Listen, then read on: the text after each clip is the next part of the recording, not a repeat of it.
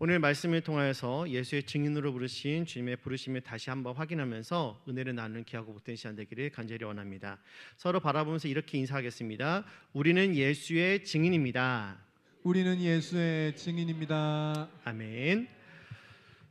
사랑하는 성도 여러분, 예수 그리스도의 증인으로 산다는 것이 과연 무엇일까요? 먼저 증인은 사실을 있는 그대로 말해야 되는 그런 사람입니다. 그러므로 증인이 사실을 있는 그대로 말하기 위해서는 꼭 필요한 전제 조건이 있죠. 먼저 이 사실이 무엇인지를 확실하게 알아야 한다는 것입니다. 그렇지 않고 거짓으로 증언한다면 그것은 위증이 되는 것이죠. 그런 의미에서 저와 여러분 모두는 전부 다 예수 그리스도의 증인 줄로 믿습니다. 그러나 우리 가운데에도 아직 예수님께서 자신의 삶에 어떠한 일을 하셨는지를 모르는, 그리고 아직 나와는 전혀 상관이 없는 것처럼 느껴지는 성도들이 있을지도 모르겠습니다. 하지만 이 시간 예배를 통해서 하나님께 말씀을 통하여 나에게도 알려달라는 그 간절함과 믿음이 있다면 오늘 하나님께서 그 성도들의 마음을 만져주시고 예수 그리스도의 증인으로서의 삶을 살도록 인도해 주실 줄 믿습니다. 그렇다면 예수의 증인은 무엇을 아는 자들일까요? 먼저 예수의 증인은 예수 그 이름의 권세와 능력을 믿고 깨달은 사람을 말합니다. 우리 함께 읽겠습니다. 시작. 예수 그 이름의 권세와 능력을 믿고 깨달은 사람이 예수의 증인입니다. 아멘. 7절을 보면은 공회원들이 제자들에게 누구의 권세로 이 일을 하느냐라고 묻고 있습니다. 이 질문에 베드로가 성령이 충만하여 주저함없이 말합니다. 10절입니다. 너희와 모든 이스라엘 백성들은 알라. 너희가 십자가에 못 박고 하나님이 죽은 자 가운데서 살리신 나사렛 예수 그리스도의 이름으로 이 사람이 건강하게 되어 너희 앞에 섰느니라. 아멘. 베드로는 예수 그리스도의 이름의 권세로 이 일을 행한다고 분명하게 말합니다. 그런데 사실 베드로가 상대한 이 공회의 사람들은 만만한 사람들이 아니죠. 그들은 과거 예수님을 십자가에 못 박아 죽게 했던 사람들입니다. 이들은 예수님이 자신들의 권위 아래 있지 않고 그 권위에 도전한다고 음모를 꾸며서 예수님을 십자가에 죽게끔 주도했던 그러한 사람들이죠. 그리고 그러한 이유로 한때는 베드로와 제자들도 그들을 두려워해서 숨어 있었던 것입니다. 그런데 지금 베드로가 성령으로 충만하여 담대하게 예수 그리스도의 이름을 증거하고 있는 것이죠. 그리고 곧이어서 이렇게 말합니다. 12절 말씀 함께 보겠습니다. 시작. 다른 이로서는 구원을 받을 수 없나니 천하 사람 중에 구원을 받을 만한 다른 이름을 우리에게 주신 일이 없음이라 하였더라. 아멘. 아멘. 할렐루야. 예수 그리스도는 이 사람의 육신의 병을 고쳐주셨을 뿐만 아니라 우리의 영혼을 구원하시는 구원의 이름이 된다라는 사실입니다. 믿으십니까? 베드로는 지금 예수 그리스도가 진정한 메시아 되심을 공의 앞에서 담대하게 선포하고 있는 것이죠. 베드로가 이렇게 그리스도의 이름을 담대하게 전할 수 있었던 것은 성령을 통해 그 이름의 권세를 믿고 경험했기 때문입니다.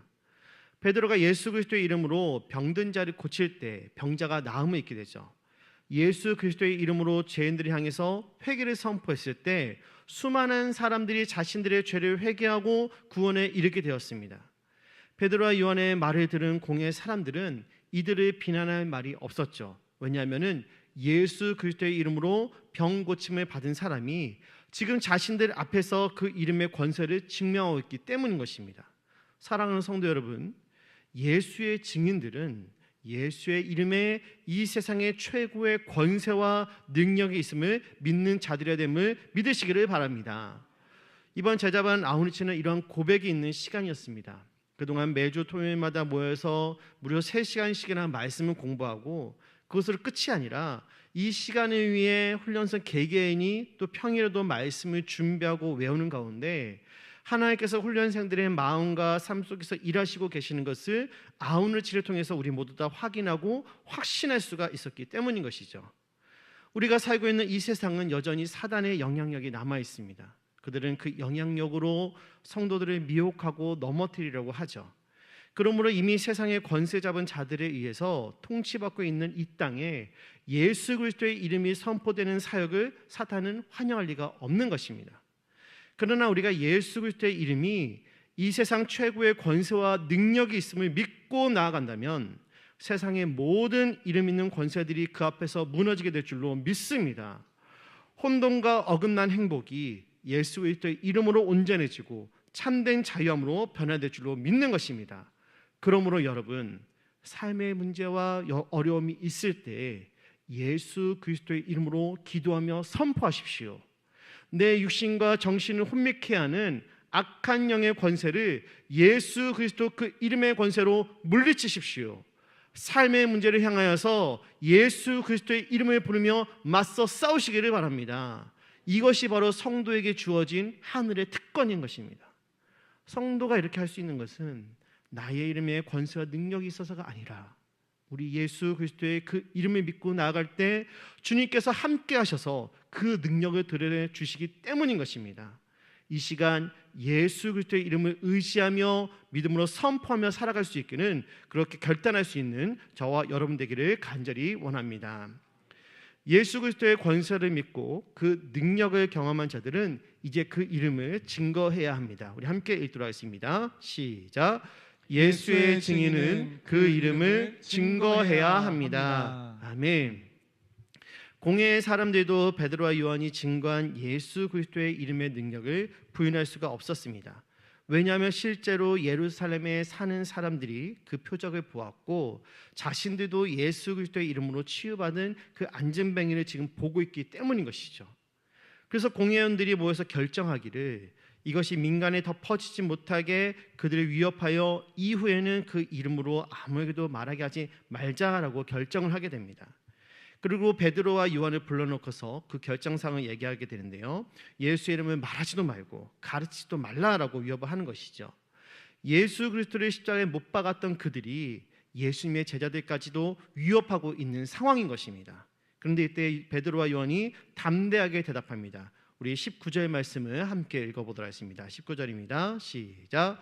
베드로와 요한이 대답하여 이르되 하나님 앞에서 너희의 말을 듣는 것이 하나님의 말씀을 듣는 것보다 옳은가 판단하라. 아멘. 제자들은 자신들이 예수 그리스도의 이름을 증거하고 능력을 행하는 것이 사람의 말에 근거해서 한 것이 아님을 말하고 있습니다. 예수 그리스도의 이름을 전하는 것은 사람의 말로부터 나온 것이 아니라 바로 하나님의 말씀이요 명령이라는 것이죠. 곧 예수 그리스도의 이름을 증거하는 주체는 사람이 아니라 하나님이시라는 것입니다. 요한복음 20장 21절에 보면 다음과 같은 말씀이 나옵니다. 제가 읽어드리겠습니다. 예수께서 또 이르시되 너희에게 평강이 있을지어다. 아버지께서 나를 보내신 것 같이 나도 너희를 보내노라. 아멘. 예수님은 자신이 이 땅에 오셔서 사람들을 십자가에서 구원하시고 자신의 이름을 이 땅에 알리는 일이 하나님 아버지께서 자신을 보내셨기 때문이다라고 말씀하셨습니다. 곧 예수님을 이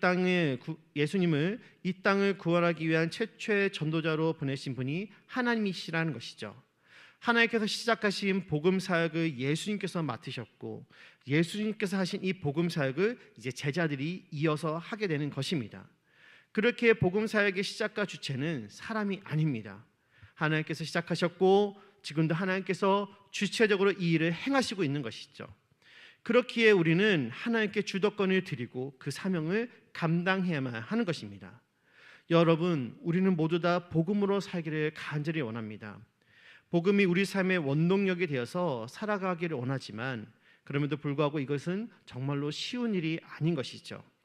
하지만 우리가 복음 사역의 진력을 다할 때 그 하나님의 일하심을 가장 확실하게 체험할 수 있는 통로가 될 줄로 믿습니다.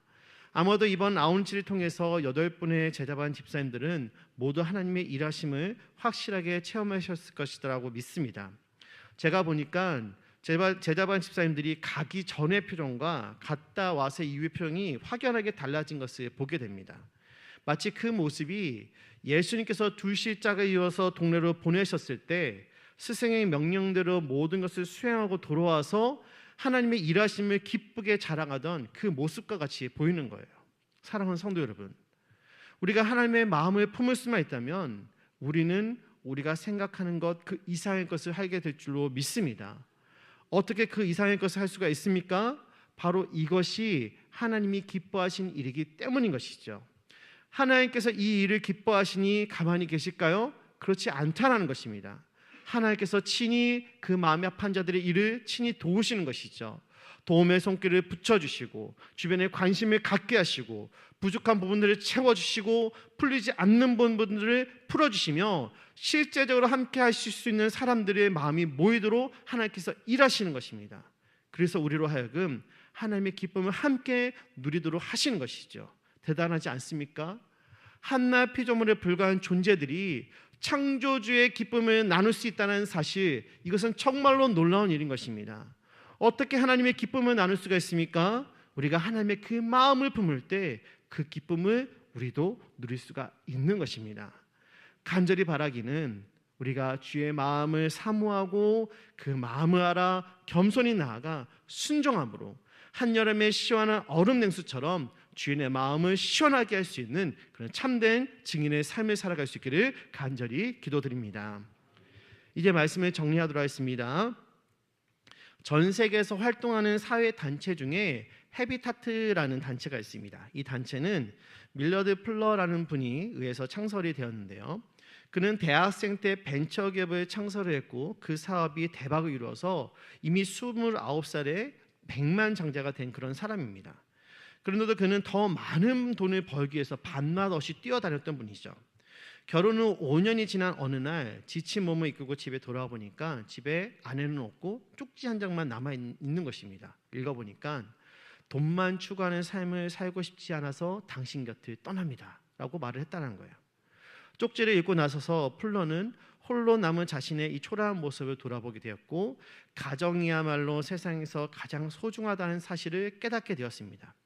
그래서 그는 아내를 찾아가 당신이 원하는 삶을 살겠노라고 다짐하면서 자신의 전 재산을 기부하여 집이 없는 가정을 위해 집을 지어주는 사회단체인 헤비타트를 창설하게 된 것이죠. 그가 74세 일기로 세상을 떠날 때까지 그는 집 없는 이웃들을 위해서 11만 채 이상이 되는 집을 무료로 지어주었습니다. 그리고 지금은 그의 정신을 이어받은 봉사자들의 망치로 전 세계에서 사랑의 사업을 이어가고 있죠. 우리나라에서는 션이라는 가수가 이 단체와 함께 독립운동가 후손들의 집을 무료로 지어주면서 최근에 점점 알려지게 되었습니다. 사랑하는 성도 여러분, 한 가지 질문을 드리고 싶습니다. 지금 여러분들의 손에 쥐고 있는 것은 무엇입니까? 예수님의 그 증인으로서 삶을 살기 원하는 여러분들의 손에 지금 쥐어지고 있는 것은 과연 무엇입니까? 지금 하나님께서 계속해서 예수의 증인 여러분들에게 부어주시는 그 마음은 과연 무엇입니까? 무시하고 싶어도 모른 척하고 하고 싶어도 자꾸만 내 마음속에 걸리게 되는 그 불편함이 있다면 그것은 과연 무엇입니까? 만약에 그런 마음들이 여러분들에게 있다면 그 마음은 하나님께서 주신 마음인 줄로 믿으시기를 바랍니다. 그곳에 여러분들의 사명이 있는 것입니다. 그러므로 주님께서 부어주신 마음을 가지고 주님께서 가라 하신 곳으로 순종하며 갈 수 있는 저와 여러분 되기를 간절히 소망합니다. 그리하여 해서 예수 그 이름의 증인으로 온 세상 가운데 복음을 증거하는 도구로 저와 여러분들이 귀하게 쓰임받을 수 있기를 간절히 소망합니다.